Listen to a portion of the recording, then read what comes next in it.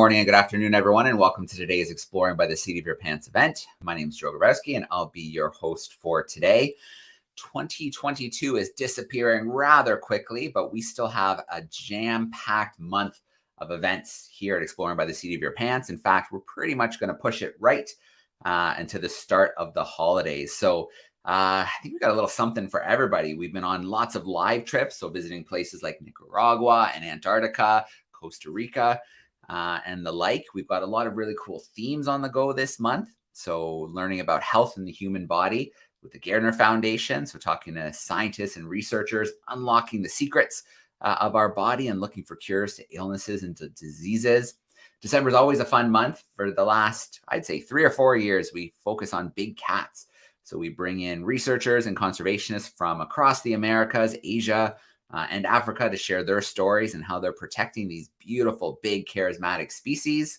And then polar bears is a theme that is coming up a few times this month. And I can't think of a better crew to have joining us live today. We have the team from Hearts in the Ice, Hilde and Sunniva. So they are 2 seasoned polar ambassadors and citizen scientists. Hearts in the Ice was created in 2018 as a global platform for education and social engagement, connecting students, scientists, manufacturers, environmental organizations, and really anybody who cares about the health of our planet, bringing everyone together in that big conversation we need to be having around climate change and ways we can all be part of the solution. So many classrooms will recognize our crew today. We've been following them since September 2019, and over the course of 2019 through 2021, they spent a total of 19 months living in a remote trapper's cabin called Bumsaboo in Svalbard, isolated 140 kilometers from their nearest neighbor. In fact, their closest neighbors were who we're going to be talking about today, the polar bears, regular visitors up at Bumsaboo, and they have some great pictures and video from some of those encounters. And along the way, they did a ton of citizen science, working with some cool organizations like Scripps, Oceanographic Institute, and NASA to do some really great citizen science and contribute some really great data to some of the projects that they have on the go. So we are catching up with them in Toronto, Ontario. So you never know. It could be Iceland. It could be Norway. You just don't know where we're going to find them. And then they have a great guest with them who, again, classrooms may recognize. Alysa McCall joining them, the Director of Conservation Outreach Staff Scientist for Polar Bears International. We've had her join us on multiple occasions to take us into that world and some of the incredible work that they're doing up in Churchill, Manitoba. So I'm going to bring everybody in right now so we can say hello. Hey everybody, how are we doing today? Oh, we couldn't be better because we're like an Oreo right now with Alysa. She can't escape. Excellent. Well, Hilde and Sunniva, it's great to see you both. Alysa, it's so great to see you as well. We've got a great group in tow with us, classrooms from across Canada, classrooms in the US. Some of them are in camera spots. Some of them are joining live via YouTube. So we're really excited to take their questions when the time comes as well. Thank you. And Joe, we're so grateful every time you introduce us and share how long we've been doing this with you. It's just, we thought we would have the climate crisis solved by now, but I guess we have to just keep on keeping on here, you know? It was amazing, actually, to meet Alysa for the first time. We're in December now. In November, we were invited up to Churchill by Polar Bears International, and we had a chance to meet you, which was amazing. And, you know, we'll talk more about this after, but just the difference in our experience with the polar bears there versus Svalbard could not have been more extreme. But I wanted to just kick off very quickly and then hand it over to Hilde for a little update. These calls that we do with you are a huge and important part of what Hearts in the Ice stands for, because, you know, all of you youth on the call and maybe even some adults, we need to keep inspired.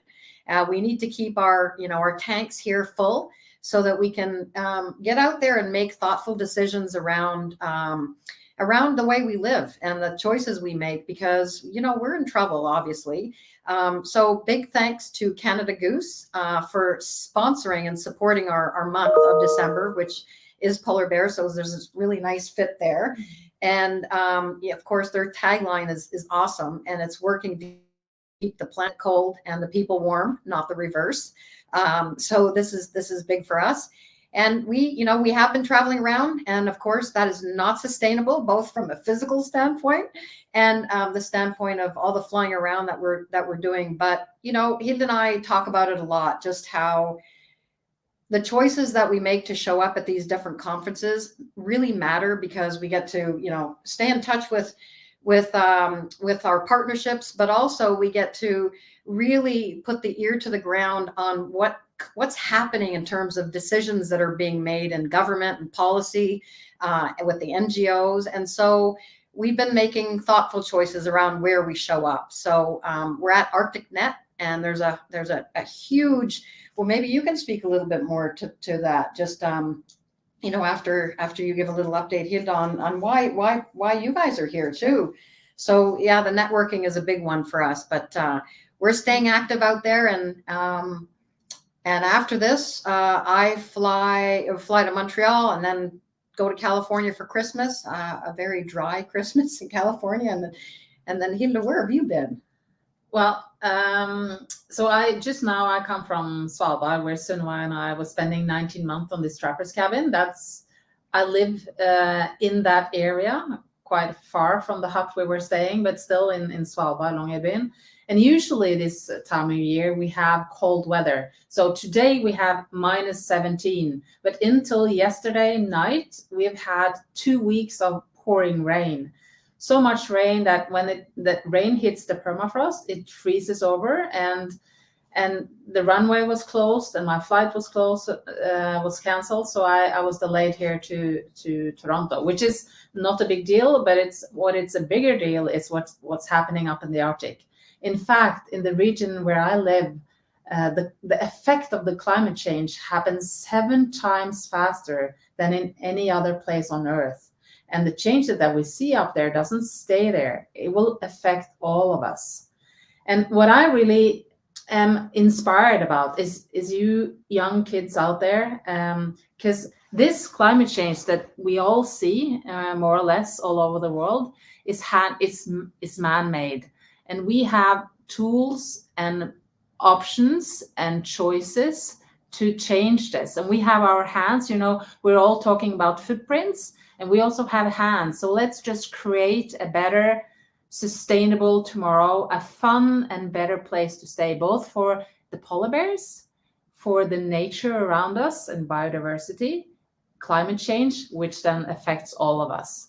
So just stay in school and be inspired. And now you and I'm sure you guys are waiting to hear from Alysa and her speaking about their work to protect the polar bears.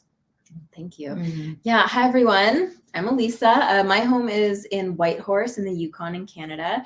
And yeah, I work for Polar Bears International, and I have since about 2014, but been volunteering with them since 2010. So I've been really lucky to kind of be in the polar bear world for over a decade now. I did my graduate research on polar bears in Hudson Bay, and then working for Polar Bears International has been incredible. And what Polar Bears International is, we are a nonprofit, and we're the only one that is solely focused on protecting wild polar bears. And we do this through a mixture of scientific research, education outreach, like we're doing today, and then also advocacy. So that's kind of helping convince people to protect the polar bear. But one of our communication pieces too is that, kind of like what Hilde was saying, it's not only about the polar bear. We talk about the polar bear and protecting their sea ice habitat, because ultimately that impacts people around the globe. It's really about our future. It's about your future. You deserve a protected future just as much as polar bears do. So we're all in this together, working toward a sustainable future for everybody. And that is one of the reasons that we choose to travel to this conference right now, ArcticNet. It does move around Canada, but it's one of Canada's, probably Canada's biggest Arctic research conference. And it is a huge venue, forum, to network, to talk to people. More people that live in the north come to this conference than I think almost any other conference. That surprised me, actually. incredible. Yeah. And there's a lot of social science too, which is so critical when we are talking about moving forward as a country, as Canada as a country, and then also as a global community. We need to have that social science, the human piece, alongside the wildlife, the ecology, because it's all so intertwined. So it's been a really great so far week, and we have a few days ahead of really interesting talks, talking to people about what they're seeing, what they're experiencing, what the future is of research, and just supporting each other. You know, conservation is very much a mixture of, you know, your head thinking science, what are we going to do, but also your heart, which is what you guys do so incredibly well. It's the heart of it. And we really have to help people, you know, will fall in love with the animals we're working with, or just fall in love with their own environment. And the more you love something, the more you're going to work to protect that. And so that's a big part of what we do at PBI. And then with partners like Hearts in the Ice, which when you guys do amazing work. And I just want to ask you, a question about, have you seen a change in the type of conservation research being done in the last few years since more of the Indigenous communities are coming? For example, there's a great representation here from the North, which I don't think we've been at a conference with that sort of representation, which gives a necessary platform to voices that often maybe are underrepresented. Have you seen a little bit of a shift in the kind of research that we're maybe funding or putting efforts towards? Yeah, I would say there has been a bit of a shift, and I'm maybe not the best person to speak to that, but from my point of view, absolutely. I think Northern voices are so underrepresented, like you said, but Northerners, like you said, you know, we're experiencing climate change faster in the North than anywhere else, but there's fewer people. And so that's not where the fossil fuels are coming from, that we're burning these fossil fuels or releasing emissions more in the South, but it's affecting people more in the North. And so they deserve to have this platform, this voice, and to help decide where the research should go. And that's a big part of ArcticNet. So I do feel like there's been a push toward more listening to Northern voices better and doing more effective work, listening to what they want to know, what they need, doing things for them, rather than just coming up from the South and saying, we are going to do this project and you can come along. That's not how we do research anymore. That's not how we should be doing it. We should be seeing what people in the North, what locals want, what they're seeing, where we should go. And I feel like that's been a change. And then on the polar bear side of things, something that we're doing, we are really getting more involved in the human polar bear coexistence idea. So polar bears are spending longer periods of time on land, and that means they're more likely to encounter humans. Humans are actually also spending more time on the land, at least in Canada, as it's warming. People are at their camps more often, they're at cabins more often, they're spreading out. Many cultures in the North know a lot about polar bears. For example, the Inuit have lived with polar bears for millennia. They know so much about the animal and how to handle it. But other people that live maybe farther south, they've never experienced the polar bear before. And all of a sudden there's polar bears at their garbage dumps. And it's, what do we do with this? And so our goal is to keep polar bears in the wild, but also keep people safe at the same time. So that's a big thing we're doing.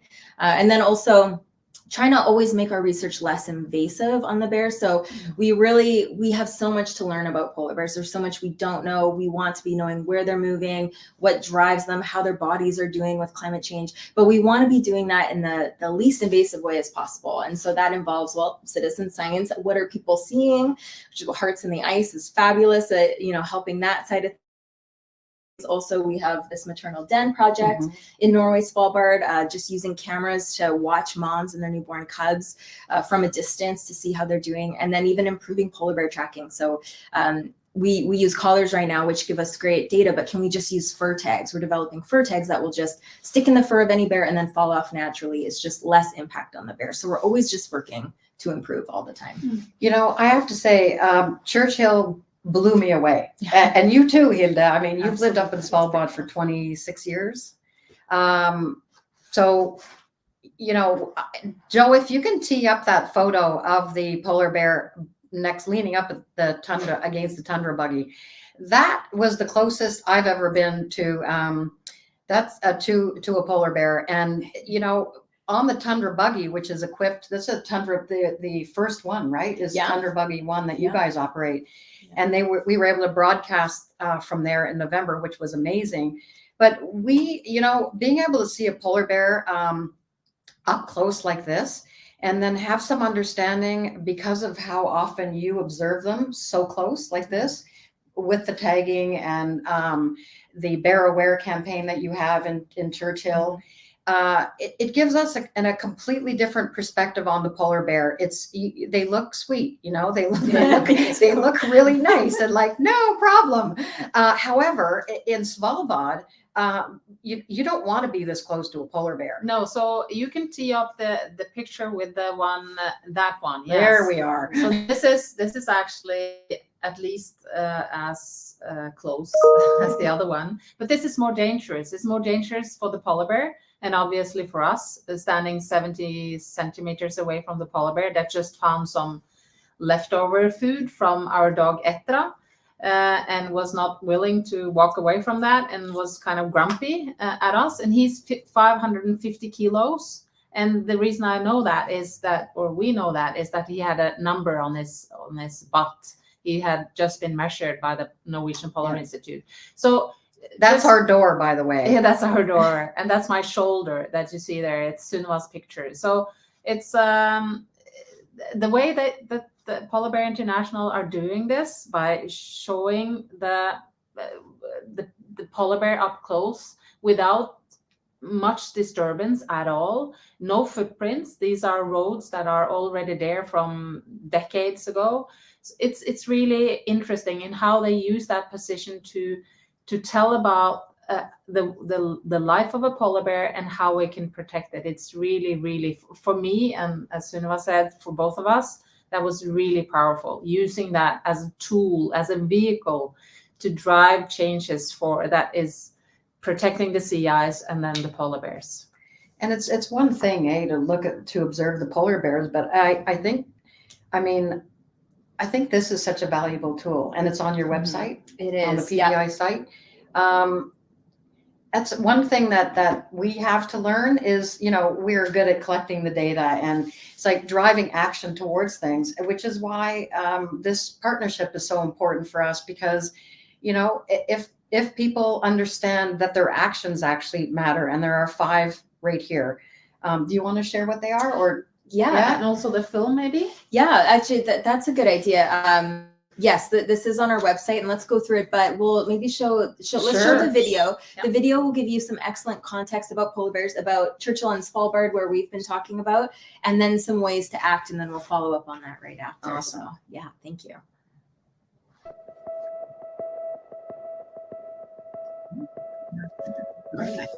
Polar bears live across the circumpolar Arctic, primarily over the shallow, productive waters of the continental shelf. Their range includes 5 different nations: Norway, Greenland, Canada, the United States and Alaska, and Russia. This means that international cooperation is essential for understanding and conserving the species. The International Union for Conservation of Nature lists polar bears as vulnerable due to loss of sea ice habitat. Polar bears live pretty much anywhere there is Arctic sea ice. But not all sea ice is the same. It varies in thickness and extent.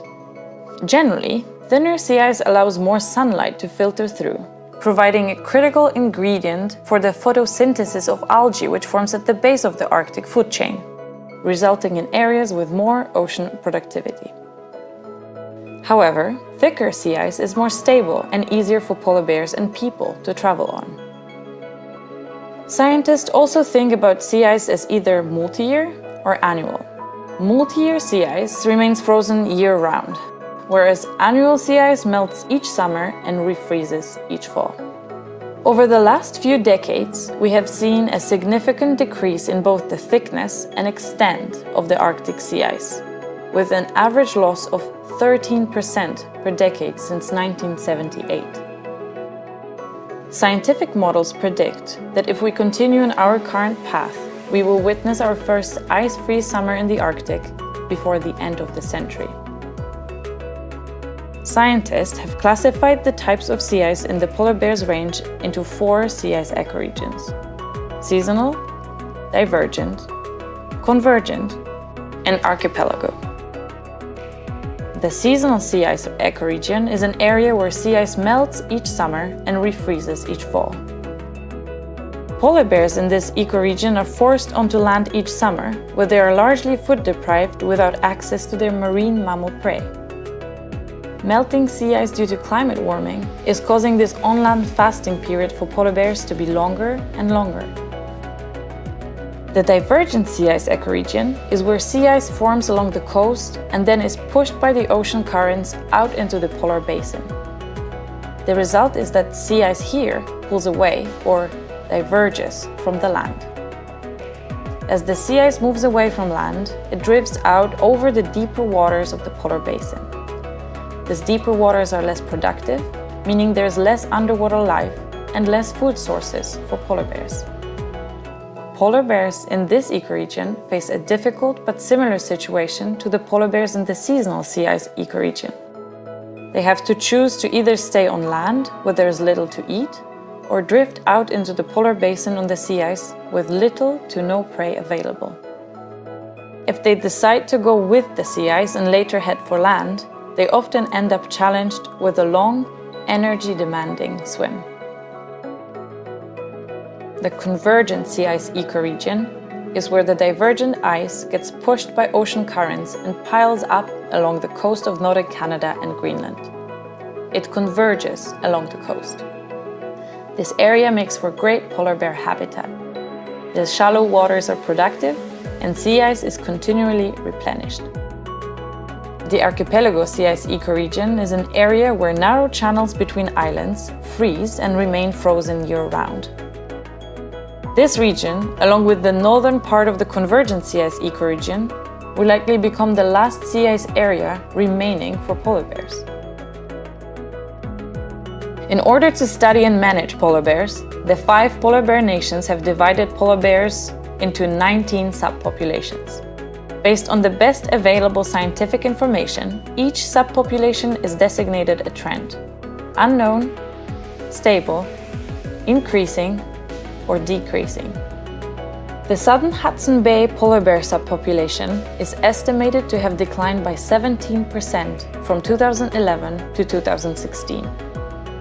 The western Hudson Bay polar bear subpopulation is estimated to have declined by 30% from 1987 to 2011. The southern Beaufort Sea polar bear subpopulation is estimated to have declined by 40% between 2001 and 2010.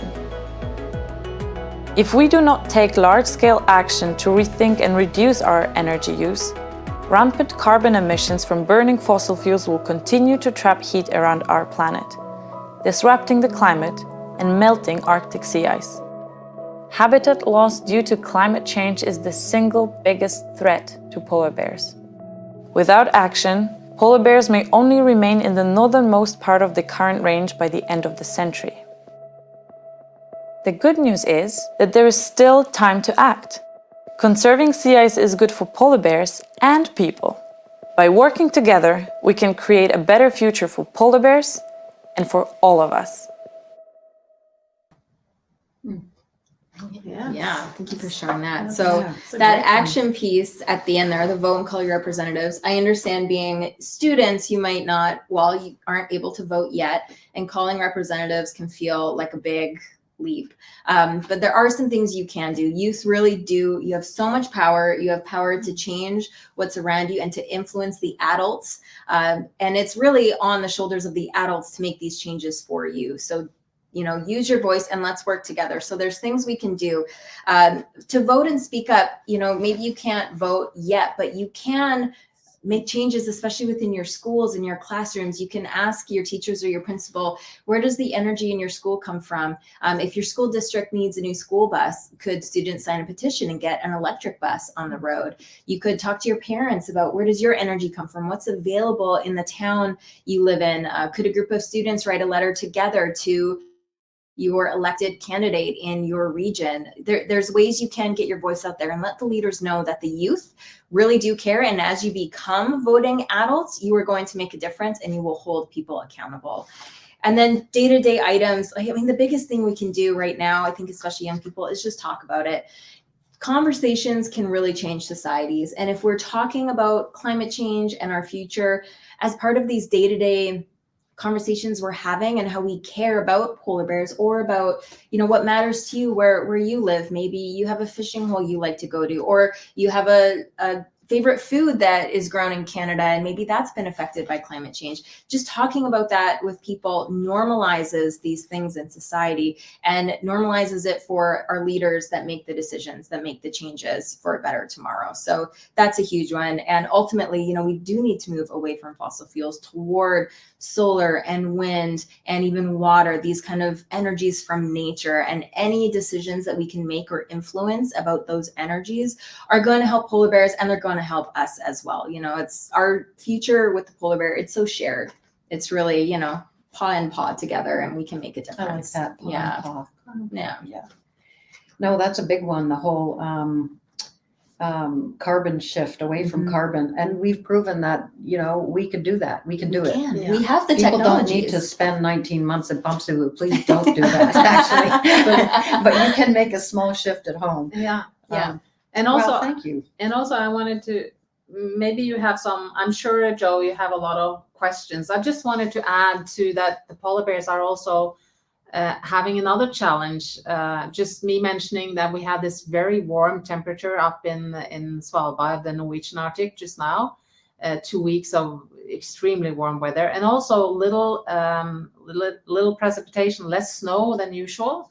So everything is sort of upside down, and the polar bear dens, or the polar bear moms looking for den, are really struggling. And what Polar Bear International do, they have some collars around the neck of a polar bear female, which is very light, and they can take it off if they don't like it. But they usually let them stay on, and those gives up very important information like the body temperature. And we spoke to this expert, Jon Ors from Norwegian Polar Institute, yesterday. And sure enough, these days are really challenging for the polar bear mom. Several of them are working around trying to find a den now, and due to the warmer temperature, they are really struggling. And some of them had found a little den, but the den is digged into the snow, and the snow need to be like with nice density and some thickness in order to keep that little half a kilo polar bear cub that will be born now in the next 2 to 3 weeks from now, which is half a kilo and without any fur. So if the mom can't seek enough snow to dig a proper den, she will have a big problem in order to bring that cub up. And I think that's such a good point. When we talk about polar bear populations declining, it doesn't necessarily mean we're going to see all these starving polar bears across the landscape. What it more likely comes from is this difficulty reproducing. It's getting harder for moms to have cubs and raise them up, and it's getting harder for these teenager bears, these young bears, to make it into adulthood because the ice is changing, and it's getting harder to hunt. So that's really where we start seeing these losses, is these cubs. Yeah, the cubs. So vulnerable. Yeah. So Joe. All right. Well, I think it's time that we shift gears a little bit. We start bringing some classrooms in, because I have a feeling that there'll be some questions about polar bears, about Churchill, about Svalbard. So I say we turn them loose with some of their questions, see what they're thinking about polar bears.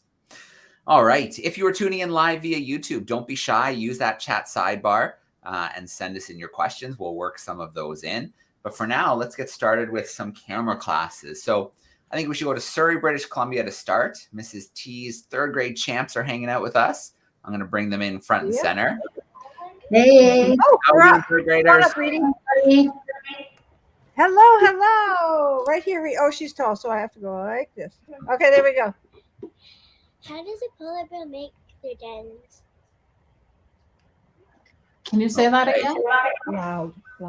How does a polar bear make their dens? How does a polar bear make their dens? Yeah, Their dens.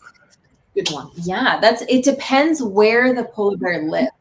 So in Canada, and near where Churchill is, polar bears can actually reuse dens because there's permafrost in the area and the polar bears are on land. There's these dens that have been dug into the permafrost, the frozen ground, and polar bears can have these earth dens that then freeze over and get covered with snow, and they'll reuse them over the years, which is very cool. But then in places like Svalbard or even in Alaska, the polar bears might dig a little into the snow or ice and then let themselves get covered with a thick layer of snow, or dig a little bit into a cliffside or a mountain and then also let that snow cover. So a common theme is we need that good snow cover to cover these dens, and snow is so insulating. I know if you're not used to snow, you might only think of it as cold, but when you have a good layer of snow, it traps heat inside, and that's so important to the mom and the cub, like Hilda was mentioning. Well, and it's crazy to think that for so many decades, the Inuit have lived in igloos, and so there's a Absolutely. perfect example right there. Exactly. They know what they're doing in the cold. Yep. Good question. All right, so let's bring in another crew, but third graders will try to come back your way. So have another question on deck for us. Where should we go this time? Okay. We're going to go to Saskatchewan. Miss Myers' crew is hanging out with us. Some 4th and 5th graders in Regina. Let me bring them in front and center. How are we doing, Saskatchewan? All right. Good to see you. Hi. My name is Tristan, and my question is, what is the most interesting thing that happened working with polar bears? Oh, that's a great And question. I'll let you guys take that. Well, do you have one? I have one. Well, I mean, for me, the most interesting part about working with the polar bears, because we were given the privilege, and it was a privilege, to sort of observe this one particular female.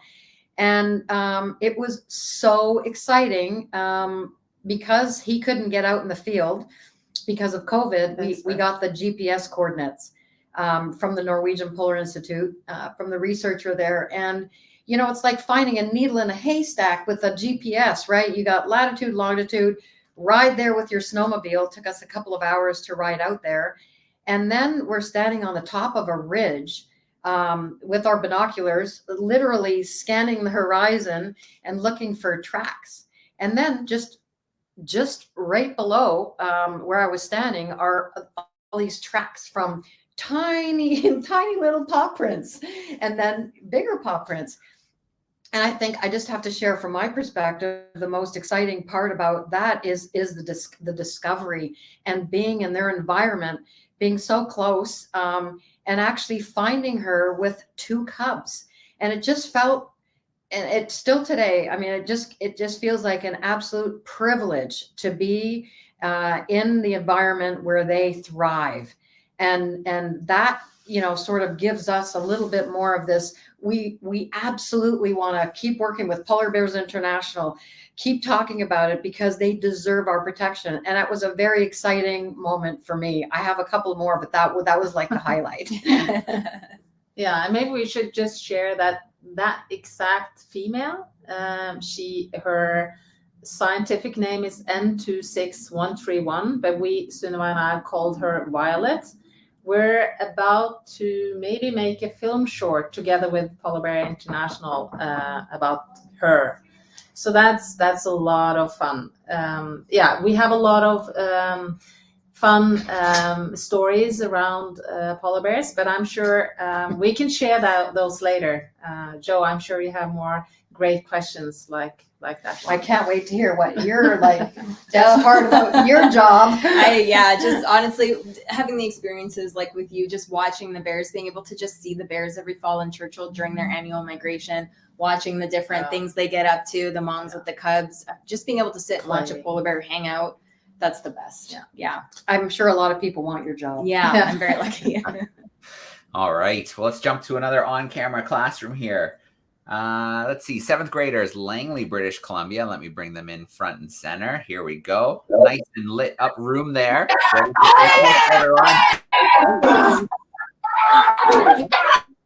All right. Good to see you in Langley. Who's got a question for us? What do the polar bears do when there's little ice and little water? I think you were asking, what do they do when there's only a little bit of ice? And water. And how do they catch their prey? Fish. Okay. Yeah. So what do they do when there's not a whole lot of ice around in the water? How are they catching their prey? Yeah, and that's a great question, because that's really the crux of polar bear conservation. You know, polar bears are the only marine bear. So we have 8 bear species in the world. All of them live on land except the polar bear. They live on sea ice. And that's because the sea ice gives them access to their food, which is seals. And more specifically, seal blubber. Polar bears are actually more adapted to eat fat, to eat blubber, than they are protein or carbohydrates. So they really need that seal blubber. But polar bears can't outswim seals in the water. Seals are super fast in the water. They'll just swim right away. So polar bears use the sea ice to either sneak up on resting seals, or they wait very patiently at a breathing hole. So of course, seals need to breathe air, swim in the water, and then they'll pop up through a hole that they maintain in the ice to get a breath of air or come up to rest. And a polar bear will wait by a seal hole for hours and hours and hours. It's called still hunting. And in that way, they can dive through and grab a seal when it comes up for air. So if they don't have access to sea ice, they have a very, very difficult time getting access to prey.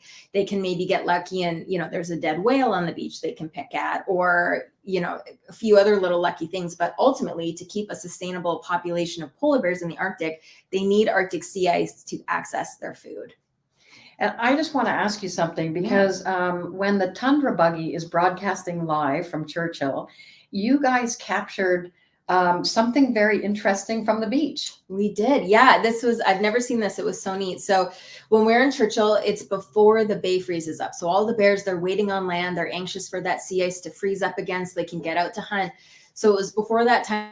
There was no ice on the bay, but there's still seals out there. And we were sitting on the Tundra Buggy on the coast, and there was a nice young bear kind of walking along the coast, and we were just keeping an eye on her. And all of a sudden, she crouches down and sprints. And it's so rare to see that. And we look out, and there's a seal in the open water.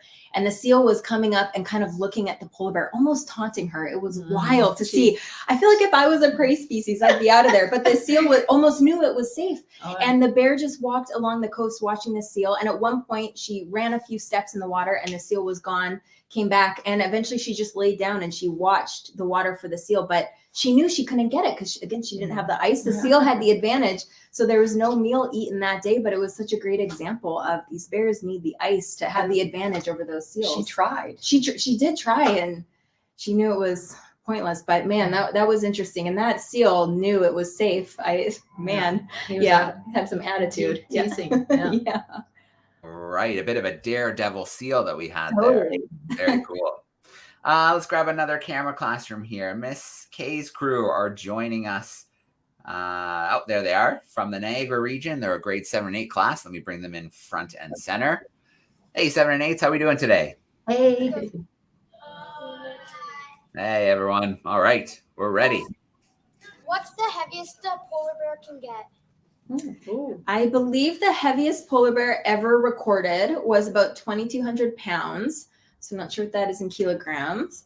That's 1,300, or at least more than a ton, more than 1,000 kilos. Yeah. 1,200, 1,300 Actually, kilos. maybe one of you could figure out how many kilos that is. Yeah. So 2,200 pounds. And that was a polar bear, an adult male in Alaska. And he'd been eating very, very well. So usually they don't get quite that heavy. But I do believe that's about the record. Good question. Yeah. All right. Pretty darn impressive. Okay, I'm going to swing through some more of our classrooms, but before I do that, I want to take a question here from YouTube. And we have a class here who is wondering, is it true that the polar bear's fur is translucent? It is true. Yeah, great question. It is clear. They just look white to us. And it's also hollow. Their hollow fur helps trap the warm air against their bodies. So very neat fur they have. And tell them about the skin. What color is the skin? Yeah. The skin is black, and we don't really know why, but we think it might also have something to do with absorbing heat or warmth. But yeah, they're really interesting, and their clear fur really picks up colors in the sky. So when there's a sunset or the sunrise, it looks like we're seeing all these pink and orange and yellow bears. It's very beautiful. It is. Yeah, they really think about that. Yeah. All right, very, very cool. Okay, well, I'm going to jump to some more camera groups, and I'm going to mix up the order this time to keep everybody on their toes. So who do we start with this time? Let's start with our group in Langley. We'll get them on deck first for another question. Such a festive room. We'll bring them back in. Yes, cool. It is beautiful. You guys, there's someone.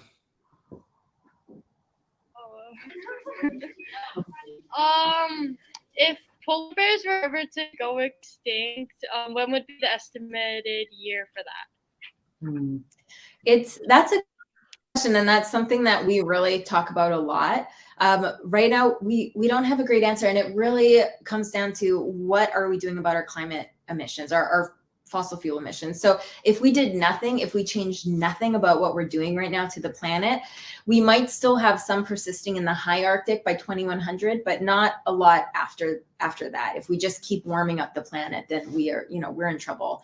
But if we can get a real handle on our emissions now, and if our leaders can make these systemic changes, we know we can keep polar bears in the high Arctic. We are locked in for some warming. We are going to continue to lose some areas of polar bears, but we are really working toward and being optimistic that, we're going to make the changes that we need for humans, for self-preservation, that will help us protect the polar bear in many parts of their range at this point. So yeah, it's a great question. It's a tough one. And it's the subject of many discussions around the dinner table. Because is it fair to say, and maybe I shouldn't even say this, but here I go. Yeah. That if we're looking at losing an entire species like a polar bear, we're right behind. I actually, that is something I say sometimes, if we've gotten to the point where we've just lost polar bears, there are none, they will be the least of our worries, because as humans, we will have lost access to food. We will have lost access to many of our homes where we live.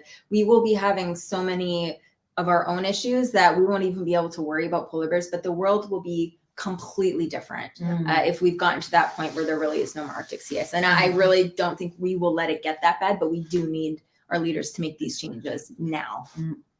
Yeah, absolutely. It's not something that we want to think about, but we have to, because we do need to make those changes if we want to see things change. And we were talking, we had an event a few days ago talking about jaguars in Panama and how they're umbrella species, and how if we can protect something like the jaguar, it protects so many other species because they need such a big habitat. If we protect that space, we protect so many more. And I bet you the polar bear falls in that category. If we can protect the polar bear, they're an umbrella species, will protect so many other species in the Arctic as well. Yeah, that's so true. And, it makes me think about, for example, the Jane Goodall Institute and all the work that they're doing. And you could think that a primate, it's just a primate, but it's another example of you protect the mountain gorillas and the chimpanzees, and you're protecting the people, and you're protecting all this biodiversity of all our species, which kind of interesting that COP15 is in Montreal this week and next week. All right, let's go back to Saskatchewan, see if they have another question. Our fourth and fifth graders in Saskatchewan. Here comes someone, I think. Someone in green.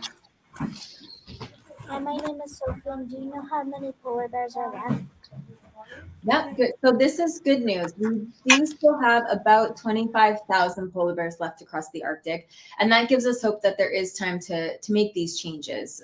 There's still some healthy populations up in the high Arctic, absolutely. So we have time, as long as we're acting now. We can make these changes to make sure that they stay in the Arctic. But every population's a little bit different, as you saw from that video. But globally, about 25,000. Polar bears are so hard to study, though. So that is an estimate. Even at the best of times, it's so difficult, as you well know. The cold, the dark, the wind, it's so hard to get there. A lot of their range, we can't even safely access for much of the year. So that's best based on our best available understanding right now. Yeah. Would you know how many polar bears there are roughly in Svalbard? Ooh, that's a good. It's over 3. It's so in Svalbard there are one population that we say are the Norwegian Arctic population is 3,000 polar bears, but on the island during the summer they say that it's usually 300 polar bears that sort of leave the ice and stay on land during the full summer. 300. Oh, interesting. And I can add too that, and maybe I've said this already, but Canada is home to 2/3 of the world's polar bears. So we really, need to be leaders in polar bear conservation, and particularly in that human polar bear coexistence world that we're in, because Canada also is home to many, many northern Arctic communities. And so Canada needs to help lead the way with positive changes for the polar bear and then the people around the north and the world. Absolutely. Good point. All right. Mrs. K's crew, 7 and 8. Let's bring you back in for one more question. About what percentage of polar cubs make it to adulthood? Oh, Good question. That's a great question. That's a tough one. It really depends on the year and the area of the Arctic, but usually we're saying about 50%. About 50% of cubs will make it into adulthood. In some years that are really tough, we know it's a lot less than that.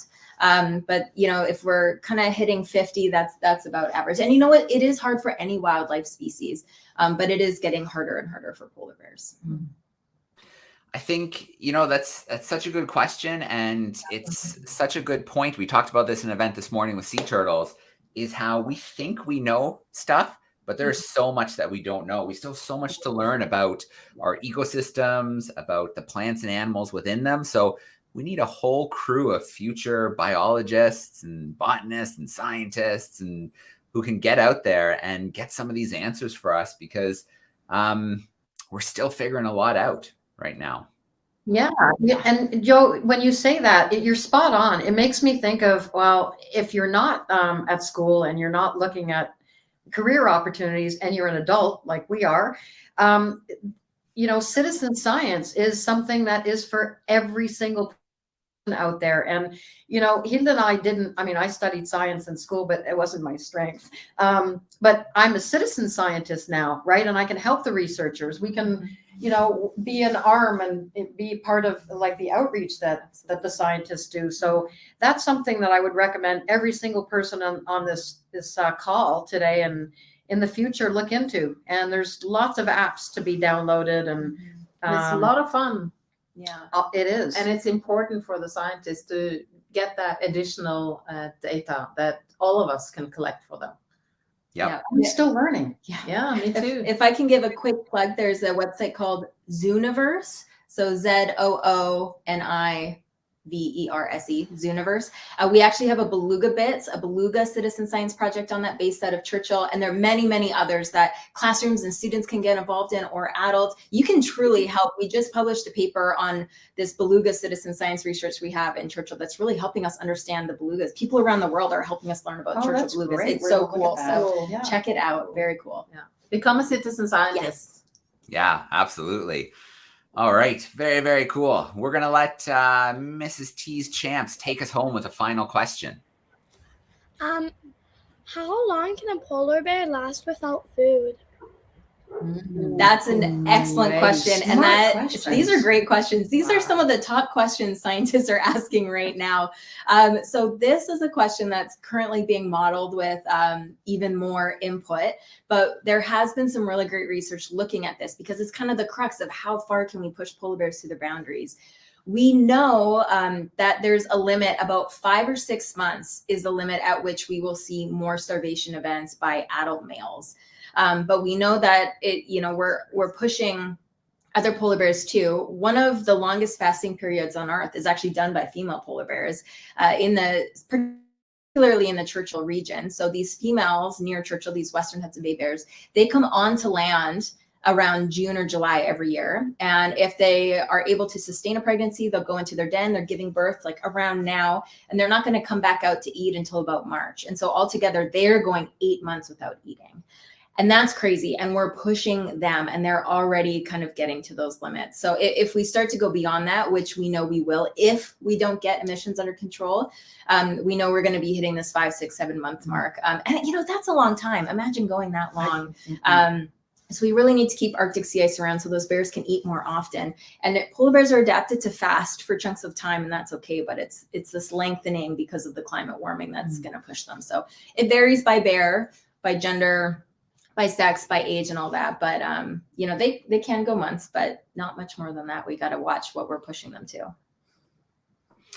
All right, let me pop back in here. There we go. Questions. So I do want to start off with sharing a few websites. We talked about Zooniverse, which is a cool website. You can find some citizen science projects that you could take part in. I do want to flash up again, if you want to dive a little bit deeper into the work that Polar Bear International is doing, you can find the website there. And I'm sure there's some great media and those tips that you shared as well for things we can do to help protect the polar bears. And then we cannot leave out the Hearts in the Ice website. So if you want to catch up on what the team has been up to in the past, there's some great content there. Of course, we have more events coming up in the future. In fact, next week, I believe we're connecting with some Svalbard polar bear action with Jan. Always great to connect with. Yeah. And he's doing some great research out there in Svalbard. Thank you, Joe. Yeah, it's amazing. I'll sort of hold up the polar bear research with Yonors on Monday. Same time, same bat channel. Yep. I think we do have some repeat business. We'll have some classrooms joining us for both of the events that we're doing this month, and also some new classrooms who will join us to check out some of that research. Cool. Great. And Joe can also tell us more about what I told you earlier today about the color and the temperature of the different females walking around on Svalbard just now looking for a den. And a quick plug for our website. If you want to see where some Hudson Bay polar bears are right now, on the polarbearsinternational.org website, we have a bear tracker. And every week we follow where different female polar bears are out on the bay. And it's just a really neat way to see how polar bears do different things and where they're at right now. All right. Sounds great. Thank you to you, because you're, Exploring by the Seat of Your Pants is a nonprofit. And this whole bridge that you provide between science and adventures and schools it's so powerful because many people can't get out to these remote regions that you tend to broadcast from, and it's inspiring to me. So I just want to say thank you for giving Hearts in the Ice and PBI a chance to actually connect with all the kids today and things we still have going on down the road. So thank you, Joe. You're a rock star. Yeah. All right. Well, of course, appreciated. And we love working with organizations like both of yours. But I have to give a shout out to the stars, the students who joined us today. Yeah.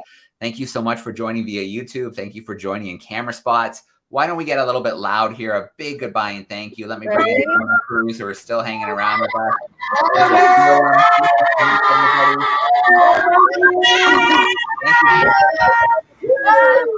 And we look forward to another event. Thanks so much, everyone.